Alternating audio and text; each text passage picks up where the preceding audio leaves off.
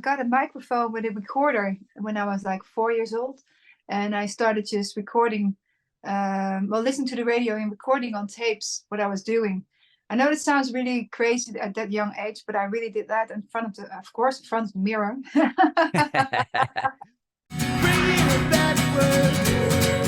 Hi, Sharon.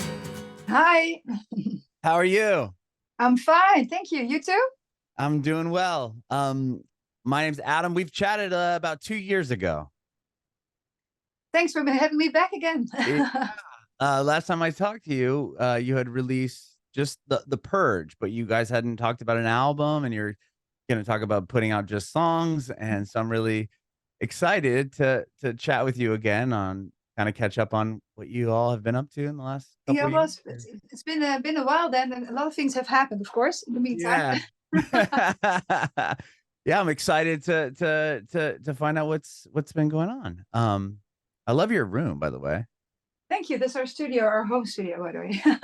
nice. Very cool. Very With cool. neon light stuff going on. I can change it to any color to Oh, give that's them different awesome. Different vibe. vibes. I love it. Well, I'm Adam, by the way, and this is about you, your journey in music. And so we already got that kind of the first time around, but I would love to recap just a little bit and then obviously talk a lot about this new album that it just came Okay. out, right? Like what, a A couple week weeks ago, ago. Yeah, exactly. about a Yeah, week yeah, ago. exactly. Yeah. Yeah. Yeah, it goes Amazing. fast. Look, been I working towards it for such a long time, and then it's like, yeah, it's already a week ago. I know. That's so awesome though. So you were what, born in the Netherlands and then moved around a lot and then what, ended up back in the Netherlands for high school? Is that what I Yeah, a remember? little bit like around. I left when I was like 6 months old, Mhm. and I came back with pauses, of course, in between a little bit, but like a few months, and then my parents went off to a different country again. I lived outside of the Netherlands until the age of 10, almost 11, Okay. and yeah, so we lived in Indonesia, Yemen, and Suriname, but also the reason that my father had this job, which was working in telecommunication, and he had a management job, and he did projects for the company, and it's what my parents always wanted from the day they met was actually explore the world, and they did. Even when they were in the country, then they didn't go home to the family to see grandma again, but more like exploring the neighbor country. Like maybe went to Africa at a certain point when I was, I think, 6 years old. We went to Egypt and went on safari and those kind of things. So I had a bit of a different kind of youth than most people from my country. That most people from the world, to be honest. I Yeah, mean, maybe that's also. Yeah, yeah, exactly. So we had yeah. It was a kind of yeah, it was cool actually. If I look back on it now. At that time, I didn't think it was that funny though, because I every time had to leave, of course, my friends behind and make new ones. So there was right. no stable basis in the end. But on the other hand, these 10 years did shape me how I became, I think, as also as an adult later on. So it did help me to grow in a certain way. So I was, it's everything has two sides. Sure. I mean, being that well traveled at that young of an age, and then obviously with the band, I'm sure you've seen so much of the world that Yeah, we not did. many Yeah. could say, right? Yeah, exactly. And we love it. At the same time, I said to my dad, when I'm never gonna have your job because I don't want to move that much. And then I ended up doing this, and I'm in every country.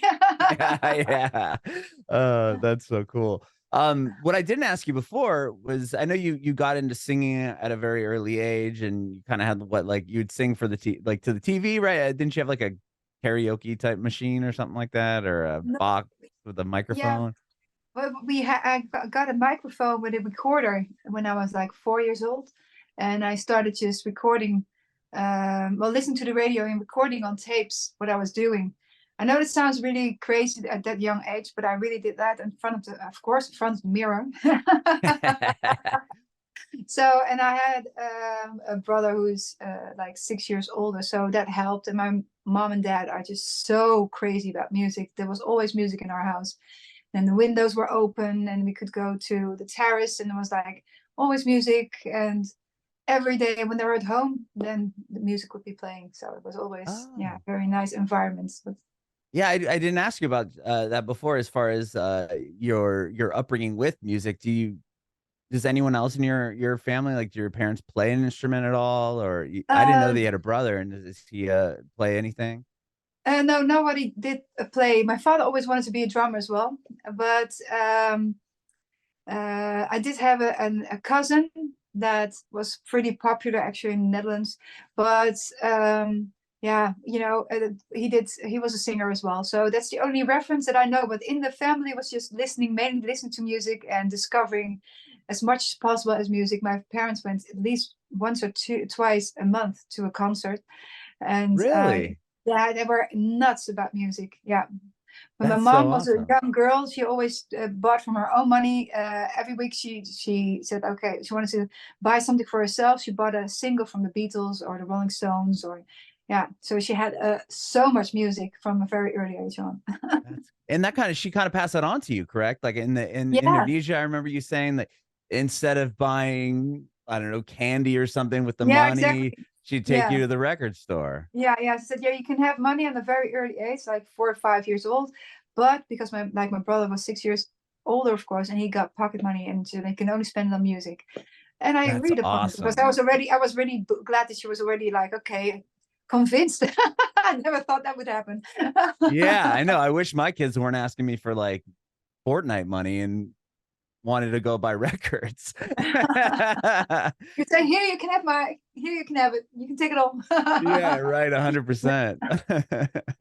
Wow, okay, and then I remember you moved back and then started some bands, and then Yeah, obviously, yeah. uh, had a cover band for a handful of years, like Yeah, 5 years or something? Hero. We had, yeah, there was a band that there was like this program in music school to be how to be in a band. Yeah, And that's so awesome. yeah, it was quite modern for that time, actually, because I don't remember anyone doing that at the time. And this teacher just told everyone, because he was very talented himself, like, okay, what the bass parts were, the keyboard parts, the guitar parts, and gave everybody a set of paper with notes, and helped everybody work together as a band, and said how the dynamics should work and what we should be emphasizing within the music. And so that really helped. It didn't help for me though, because I never all I ever wanted to do with them was actually sing, and I didn't dare to say that because I felt like, there's a girl again who wants to sing. She wants to have the limelight, and of course, Oh, and so yeah. I want to She play was the keyboards. ego and the yeah, of course. But and then in the end, I just ended up with a keyboard with all notes on it, like these post-it kind of things with like, okay, A, B, C, D, E, and like, okay, where to put my fingers first and when to repeat those, because I couldn't think. I was just only like, okay, how would the melody line go here? It's like, Mhm. and then they said, oh, does anyone want to sing? And I said, oh, okay, now if nobody wants, nobody wants. I said, I'll try. And then and after 2 weeks, they said, yeah, please don't touch that keyboard anymore. You're only allowed to sing. Wow, that's cool that you kinda got that. I didn't hear that part of the story last time that you actually, were able to start singing with them. Because I remember you're talking about a music class or another, not how to be in a band, but like a class and like you were gonna play the flute or something like that, right? Yeah, the Yeah. classical, yeah, because this was the reason that I didn't go to music school on the from more earlier age, because I had been talking about it since forever to my parents, drove them nuts. They said, yeah, but then you have to play the flute, and then after you've done the flute, then you're allowed to sing or play Oh, guitar. So that's had okay. the traditional way of teaching kids music, which I think a lot of people will end up not playing music because they don't want to start with a flute, because the flute is not very cool. At least that was what was my idea about it. But yeah, Sure. yeah. So Yeah. how to be in a band kind of project was really nice. But then these older guys saw me, who were in this project as well, but then in a different class. They saw me sing with this band, and they said, we want to start a band of our own. Would you like to sing? And they were like 4 or 5 years older, and they really helped me to discover even more bands, because they were more into more symphonic bands as well, and but also metal and rock, but also blues, like Steve Ray Vaughan, Robin Ford. We played a lot because we had a guitarist who wanted to play long solos. So, but also, Queensryche, I discovered for the first time there, Iron Maiden. Oh, And wow. so, yeah, it was really nice to have these guys. And they're really like big brothers for me. They really of course, we played here and there at shows, but not very chic things, but more like small events that they actually wanted to let somebody play for free. Then we were like, yay, we want to play. Yeah. Do you keep in contact with any of them anymore? No. Unfortunately, we have lost contact, but I would love to see the guys again. And Yeah. I've tried the guitar player that does endless solos. He has tried to reach out, but then every time it somehow didn't work out, which was unfortunate because he learned me my first notes on the guitar. I can't play very well still, but I can play a little bit, and it's nice, you know. So I've got fun memories of these guys, and they were always, yeah, like brothers to me. Yeah, that's so cool. I was just wondering, I'm sure they're so proud of you, of what you've accomplished, right? I mean, they're like, whoa, I remember when Sharon was singing with us and I'm teaching her notes on the guitar, and now she's in this massive band and, you know, been doing this forever. Like, I think that's awesome. Yeah, I hope so. Yes, I hope they look at it like that. Yeah. um, yeah, and then obviously you start the portal, or were you part of the portal, and then you Yeah, met yeah, Robert, who yeah. I you've been. met Robert in high school or in That's middle so school, cool. You and it guys are was, like high school yeah. sweethearts still, Yes, you know? yeah, exactly. We met when we were 18, 19, and yeah, well, he had a band called The Circle, which was actually the pre-Within Temptation band. Actually, a lot of the band members who are in Within Temptation, they were in that band as well. But they Mm. kicked Robert out, and I had just done some recordings for them while we already were boyfriend and girlfriend, and we started over with first the project was called The Portal, but we changed it quite quickly into Within Temptation. You're well informed, by the way. Well, thank you. So we um, started over, and the keyboard player is now playing again Within Station, and the bass player Jeroen immediately came to us after, quite quickly after that. He was kicked out, you know, like Robert was kicked out. So, you know, we have like the same kind of group from the beginning on, which is nice in a way. Yeah. no, that's so cool. What were you called Voyage or something? I remember you saying. Well, the band that you know, the people that didn't go, because when Robert was out of the band, they changed their name into The Voyage. And Okay, on so the, that was the yeah, other band that Robert was yeah, in, and then exactly. okay, Yeah. they were the No, but got Robert it. was Yeah, never yeah. Robert was never in the Voyage. He was in the Circle, but the Voyage continued after. Well, Robert was kicked out. They changed the name, so into Voyage, and we started the Portal, or eventually Within When Station. Temptation. Got you. Yeah. Okay, that's what the storyline was. And you guys, like, you had success like immediately, right? Or you already kind of had some success with what was, you know, with the portal, and then it became, you know, Within Temptation. And didn't you guys get signed really fast? And Yeah, we yeah. had like within I think 1.5 year we had recorded a demo and sent it out to different record companies, and we got signed within 2 months, and we became well, cassette of the month. That was that a thing. That's That's amazing. how old I am. Anyway, and it was in a metal magazine called The Earthquake, which was big in the time when we were growing up. So we were signed by the guy who actually made us demo of the month, because of course he had a record company, and but we had sent out and got reviews also from England and some other companies that were interested, but we chose for him because he was located in the Netherlands, and we felt like, okay, then we have a better view on what he's doing and have better communication eventually when we were, you know, having to make certain decisions. So but it was a great start for us, because the fourth gig we ever did was in the Milky Way, and the fifth was already on Dynamo open air in the tent for 10,000 people. And I didn't even know how the monitors were working properly, because I had never worked with that. I just had my, you know, like these gums in my ears so that I wouldn't destroy my hearing. Hearing. Yeah, so no in-ears and stuff like that, but just floor monitors, and just trying to hope that the guy would understand what I would like to hear on my in-ear on my floor monitors. And yeah, so that's how we started actually. So it was a bit crazy and hectic from the start that we started.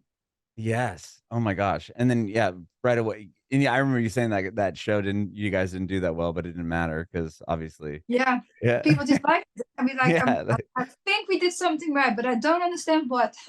Sure, sure. Just I want to talk about the new album. I just want to touch on a couple more things real fast.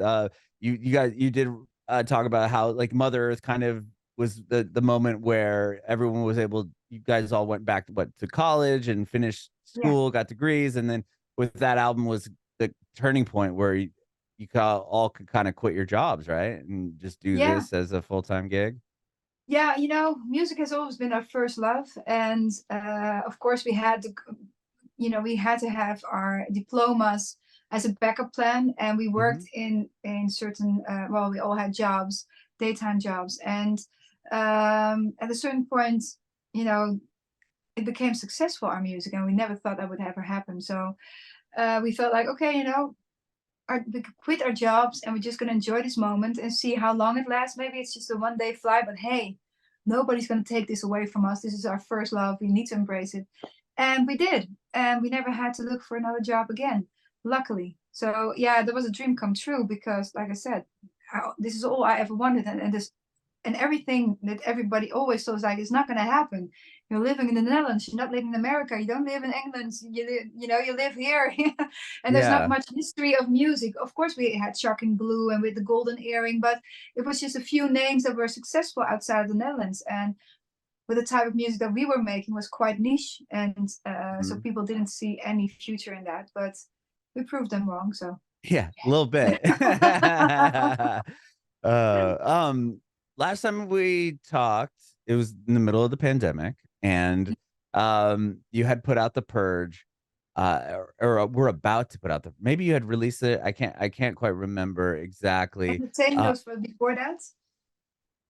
Yeah, Entertain You was out, and then you had were about to put out The Purge, or it was gonna. I can't recall, but at that point, briefly kind of said, "Oh, we might be doing an album. We think it's gonna be an album, but we're gonna maybe release a bunch of singles here in the beginning." Um, at that point, I know you're an independent band now, which is awesome. I want to hear kind of what the difference is. Were you still signed to a label when you were first putting out those singles, or were you already independent at that point? At that point, we were already independent, and we Okay. had, yeah, the idea was actually to write some songs so that we could play during the Worlds Collide tour together with that we were this With co-headline tour with Evanescence, right? Evanescence, yeah, and through Yeah. Europe. And then, of course, COVID happened. And we were like, okay, then we're gonna release these songs during this period that we don't know how long it's gonna take, and it took way longer than we ever thought. So we kept Sure. on releasing songs, and I think with a traditional way of releasing singles and albums, with a record company, we would not have been able to release so many, which in a way is a good thing. But also we released it maybe a little bit too much because the new album is maybe not that much of a surprise because there's only a few songs left that hasn't been released so far. But Mhm. on the other hand, we had a lot of exposure because of it as well. So it did help us in a way to stay in contact with fans and media throughout this COVID time and also beyond that even. So the next time we might do a little bit less singles, but still more than average.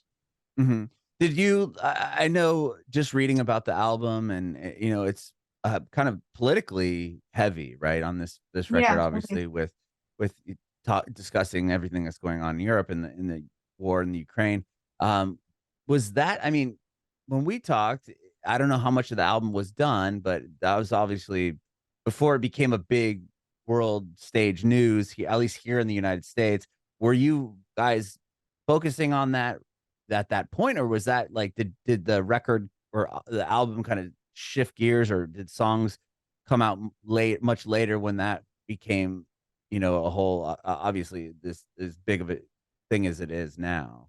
Yeah, well, we didn't write that much ahead because we were just thinking, okay, we're just gonna write some songs, like I said, for the World's Collide tour, and that was upfront before COVID happened. And in between, we were allowed to travel in Europe, and in the Mhm. moments we were allowed to travel, we did look each other up and we wrote more songs.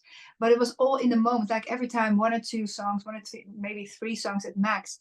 And when so there was no album yet.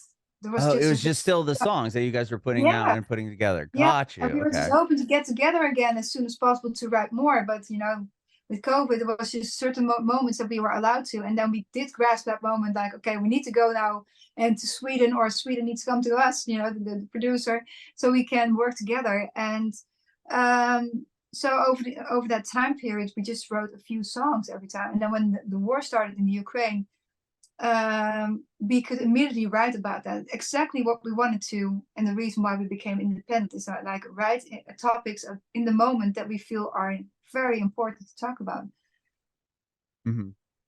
Yes. So yeah, so that allows you to be very topical, obviously, right? It's not like Exactly. you had the whole album done and you're waiting on it, you're kind of releasing singles, and then this world event is happening and you can't really get your voice out about it because it's like, oh, well, we still have this album that's going to come out and we're writing songs about this, and maybe it's going to be out in a year and a half, and the world will be totally different at that point. So exactly. Yeah, hopefully it would have been, but no.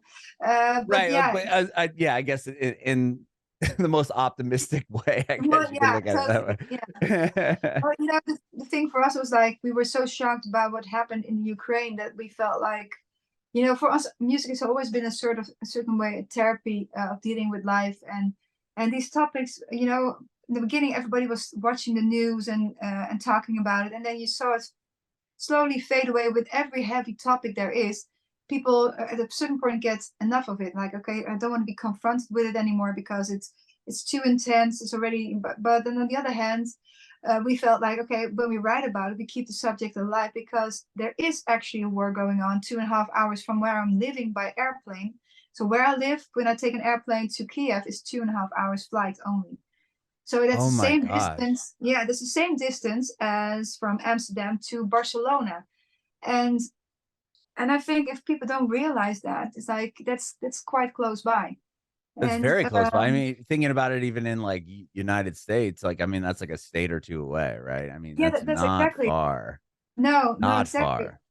And that makes it more visual when we talk about it on stage to people. It's like, okay, there's only 2.5 hour flight from our home. You know, it's like we need to be worried and we need to support the Ukraine, not only because it was a sovereign country that was invaded, which is not okay, which is an understatement, but also because of the fact, you know, if there's going to be country after country that Russia is going to take and make their own, it will be more countries that don't have democracy, and it will destabilize Europe eventually. You see it now already happening in several countries, like they're getting pro-Russian, like Hungary, for instance, is one of the few that are thinking differently. Even in Poland was a certain, until last week, the government was pro-Russian, getting more pro-Russian every day.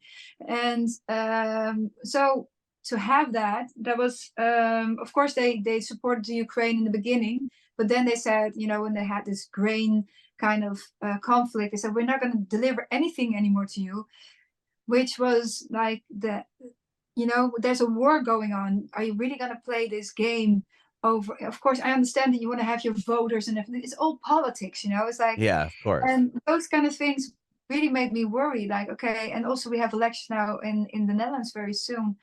And there was elections, of course, in Italy just not that long ago. So in many countries we have elections nowadays and are coming up. And to talk about these subjects, why we need to keep on supporting Ukraine is very essential, to my opinion, because people don't want to think about it, and they will only vote for things that matter to their own personal life, and which is logical. But if you can talk from a stage, or you know, getting a stage with you, even that people can think, okay, if I choose for something, you know, if I choose more wisely, maybe in a more bigger picture, then maybe we'll keep Europe stabilized. Because if it destabilizes, you know, it's going to be a totally different ball game with democracy in Europe. You know, Oh, it's going to be. worldwide, it would affect everything.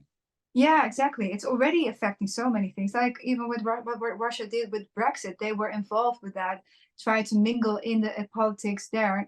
They did it, I think, also in America with the whole Trump and, you know, Yeah, like all they the, haven't came out confirmed it, but no, no, 100%. and yeah, Yeah, but yeah, yeah. So there is evidence that they're trying to put, you know, try to destabilize countries around the world, to my opinion. And yeah. we have to be focused. Like, okay, there's more to than meets the eye. We have to be very careful what we vote for and what we, yeah, support or don't support. Yeah. Yeah, it's you guys are so close. I mean, your Amsterdam or Netherlands are not, I mean, what, 2 countries? I mean, it sounds big, like, oh, you're 2 countries away, but not in like the United States. We look at No, like states, right? It'd be like yeah, 2 exactly. states away. Like that's so close. And Yeah, if it wouldn't be long. I mean, Kyiv is not like right on the border. It's like fairly inland. I mean, fairly yeah, in the middle. west, Yeah, right? yeah, totally. Yeah.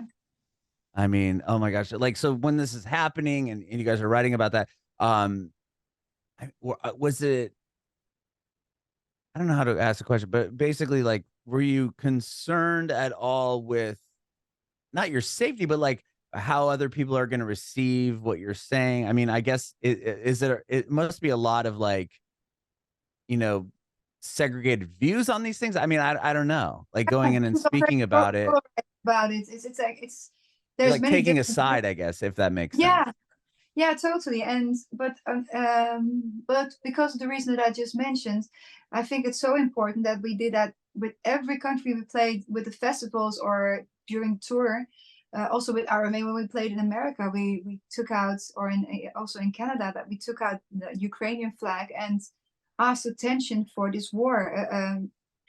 Because America and Canada, I'm not sure about Canada, but I know that America is supporting at the moment the Ukraine really well. But if, the elections here in America, for instance, is going to change towards the more Republican side again, they will stop probably the support towards Ukraine, which is a disaster because, well, and on the other hand, it's also acknowledging the fact that we as Europe should be more, even putting more money into the defense of the Ukraine, because we shouldn't be relying, of course, on America that much. But on the other hand, you see so many things shifting. It's very dangerous, and I'm just trying to keep, make people understand why, to give them a different view on things, how they might see it. And I think also just by asking, if your country was invaded, wouldn't you just, fight back? Because a lot of people said, like, I think Elon Musk was the guy who said, like, okay, just give them the piece of Ukraine and, stop fighting and don't talk about anything anymore. That's crazy. It's like, Belgium used to be a part of the Netherlands. Belgium's Huh. a small country underneath the Netherlands. And that we would say, like, we just take Brussels. We take Brussels and we don't talk about anything anymore. That is like, yeah, that's crazy. It's like we Yeah. take, we just take New York and we don't take the rest, but we just want to have New York. That's part of Yeah, the right. Netherlands. Used to be it's silly. It's like you don't do that. It's like trying to bring back an old kind of idea of how Russia should be or what it used to be with the Soviet Union. Is Right. like so outdated. And so anyway, but to mention those kind of stories, or to try to make a visual by telling stories why and comparing things like that, people might understand why we are so pro Ukraine. And of course, we get backlash. We get a lot of backlash, especially in countries in Hungary, for instance, where we also played on festivals. We also brought out the Ukrainian flag. We need to. It would be hypocrite of us to do that, not do that in countries where it matters even more. So to talk about it. So, No, 100%. And yeah, like we even, I mean, we've been, I guess, attacked twice, right, in the history of what I can recall. Once I wasn't around, the second was with 9/11, and it's like we went yeah, right out. It wasn't like, oh, Pearl Harbor, we're going, full in World War II, and then it's like, with 9/11, it's like we're going straight to the Middle East, like right away. It yeah, was like it's interesting to like hear you, kind of quote what Elon Musk. I didn't even know he said that, but you don't know until it happens, no, right exactly. when it happens to you. What do you do? If Yeah, if exactly. How Canada you was just being respond attacked to like that, things. we wouldn't just be like, well, deal with it. You know what I mean? Yeah, exactly. So And it's just mind blowing actually that this is happening, because we never thought that this would happen after the Second World War, that we would ever have this kind of course we had Sarajevo, and with Kosovo and that mhm. whole conflict, but Russia is seriously a different cookie. It's a different kind of ball game. They have a large army. They can continue this for years, and Yeah, they're Ukraine is massive, small. massive They're country, massive, obviously. and Ukraine is very small compared to them.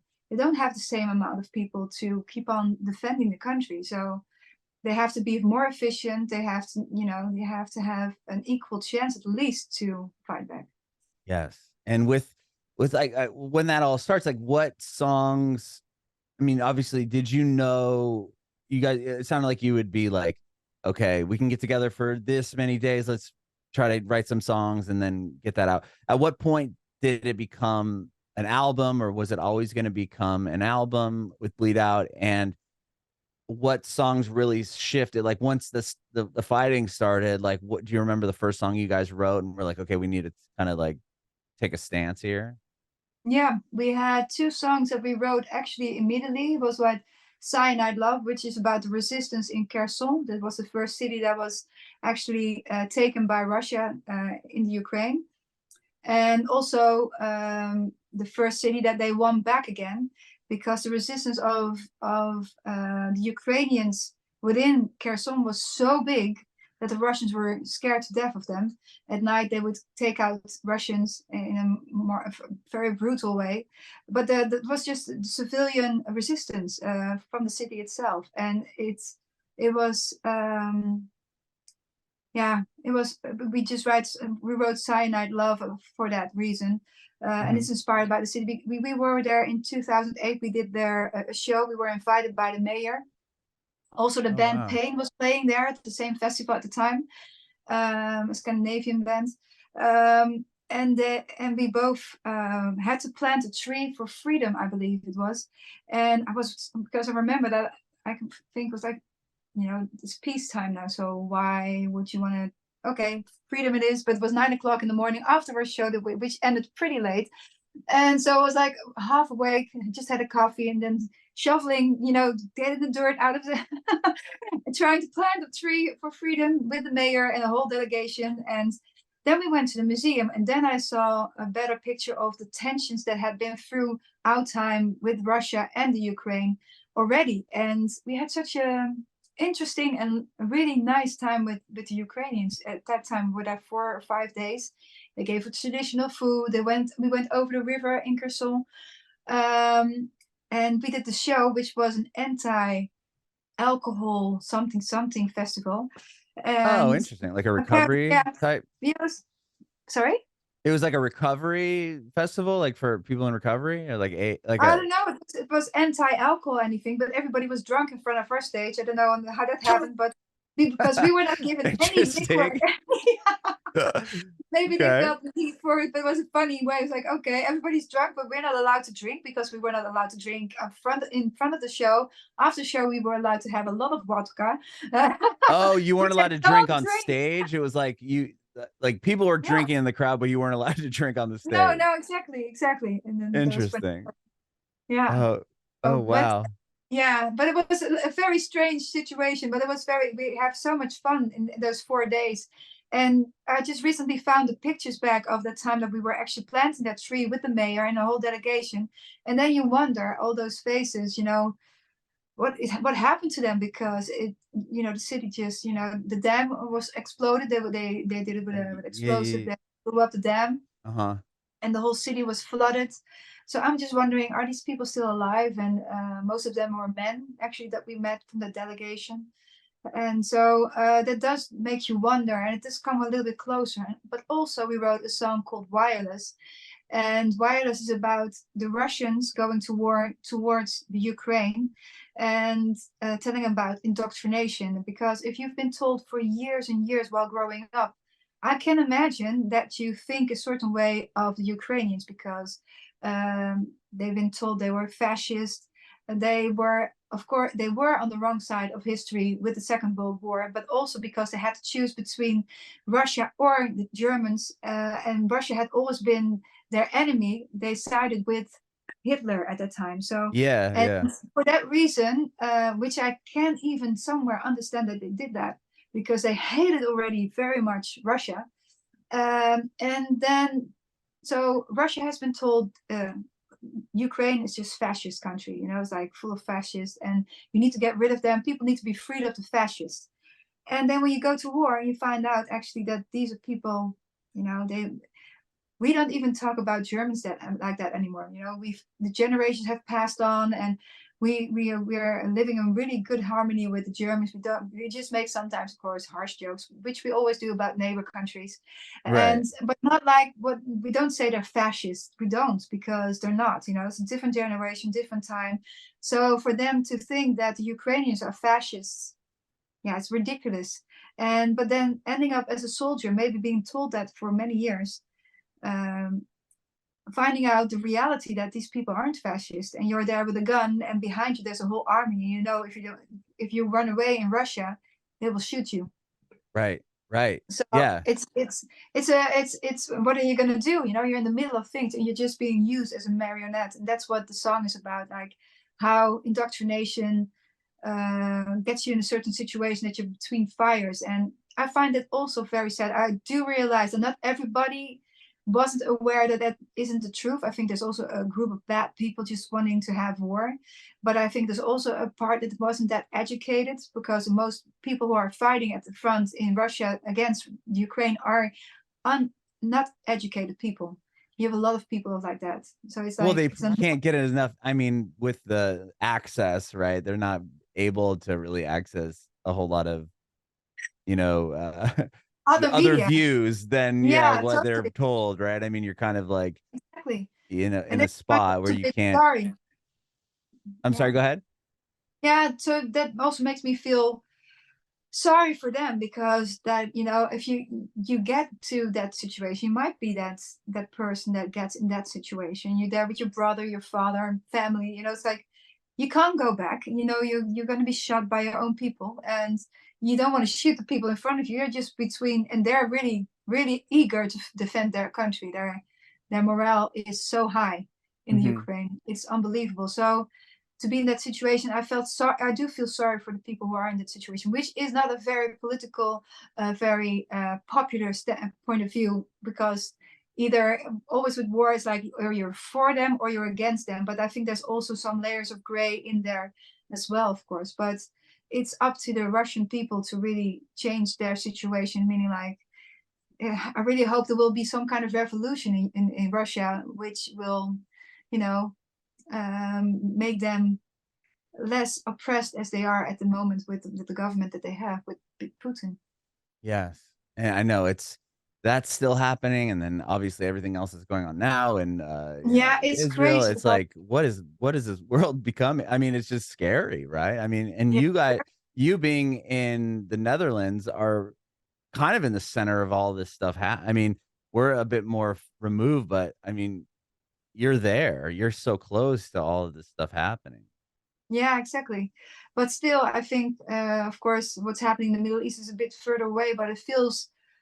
I do feel there's a momentum, but it can also go really wrong. I feel like because all these countries are now like, you know, arming themselves up, you know, like talking war language, which I really find very dangerous, especially with Iran and other countries around Israel and Gaza. Mhm. Um, so that does make me worry a lot, actually. But on the other hand, I do feel there's a momentum that the whole world is watching, and everybody's trying to, well, maybe hopefully come to some kind of agreement that the fighting stops, because uh, they've been going on for more than 75 years officially, but before that was, of course, already a lot of problems in that area of the Huh. world. So Yeah. it's like, you know, we need to come to some kind of solution, because this we can't continue like this, right? So it's like really hoping that momentum is there, that the whole world is watching. There's so much pressure, hopefully, towards the countries who are actually only talking war, that they will come to some kind of resolution. Yeah, I don't have Yeah. the wisdom, but I hope No, somebody I does. 100%. Yeah, and I'm obviously the Middle East isn't super close to y'all, but it's like close enough to where it's Yeah, closer than us, right? I feel like as we're a sure. little bit more far removed in the sense of like, I don't know. But yeah, I mean, Ukraine is very close to you. Yeah, And that's to hear that it's only a 2-hour flight, like that's terrifying. I mean, thinking about yeah, that here, you know what I mean? Um, Wow. Well, you're doing a big tour of Europe too coming up, yeah. right? Like, I We mean, are. just Yeah, announce that there's a lot going on for you all, and but Yeah, that must be exciting though. I mean, the album just came out, Yeah. huge. Um, Tell me about this tour. And last time I spoke to you, you were talking about some countries that you hadn't, you like Australia was a place that you hadn't had a chance to play, and you kind of wanted to go there. Like that was one of them. But on this tour, is there any places that you guys are playing that you haven't been to, or have you Well, played most of them since it's all in Europe? yeah, well, this is all in Europe, what's coming up, but we Yeah. did play in Israel actually 2 months ago. Oh my So gosh, that was really? new that we never played before, no. And so it was the first time. And but with the new tour, it's mainly we're going to South America actually in April, doing some shows there, and then it's a small tour, but like I think six shows I think in total. That's I'm going to cool. be like 1.5 to 2 weeks. I'm looking forward to that. The Summer Breeze Festival is one of the festivals we're going to do. So never did festivals before in South America, which I'm looking forward to. I've seen like footage of those, and it's Oh, really? just yeah, the amount of people it just Oh, looks yeah. like it's gonna be massive. Yeah, I'm really, really looking forward to it. It's going to be fun.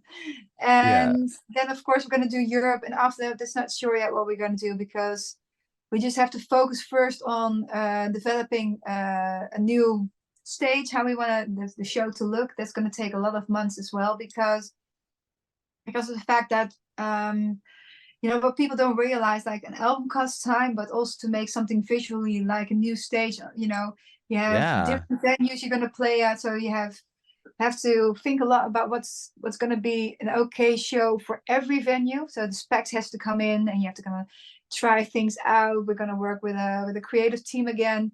Robert is always taking this part. This is his baby. He did the last tour, and the tours before that was all by his idea and together with his creative team. He has gathered throughout the years, and that's pretty cool. This time I'm going to join him a little bit more and see what we can come up with next time. Of course, it's going to be, we like big, like you say, this is nice, but this is, big is, how do you say it? Big is more. yeah, So, or more is more. That's what it's got. That's yeah. what I wanted to say. Well, More that's is cool. I more. didn't That's what I realize want to that say. Robert had that big of a hand still in like that in the live set because Yeah, he yeah, doesn't he do the does. touring. Obviously, you have kids at home, Yeah, but I know he's really obviously heavily involved in the writing of the music and everything else when it comes to that. But I didn't know that he um yeah, has a he does. lot to say with the live show and the aesthetic of everything. Yeah, that's really his fingerprint on it. Most That's definitely. cool. Very, very cool. That's why I'm Well, always up above the ground, like 2 meters at least, and he's always letting me fly. While I do have like a fear of heights, a lot, intensely, immensely. So yeah, that's so cool though. Well, I appreciate your time, Sharon. Thank you so much again for doing this. It's been so no great to see problem. you again. Like, And congratulations on obviously the album's incredible and the tour you have coming up. And I have one more question. I asked you this last time, but I'm gonna ask again. I want to know of if you course. have any advice for aspiring artists. Well, I always give the same advice because I think that what I have to say right now is really the main thing is, well, um, try to stay close to what you love doing, not because it's popular. Try to do something that is maybe a crossover instead of, something like I said is out there already. Um, and yeah, I think when it comes across when you're an authentic artist with real emotions. Don't make them up. Stay close to the topics that you really inspires you. It will come by itself.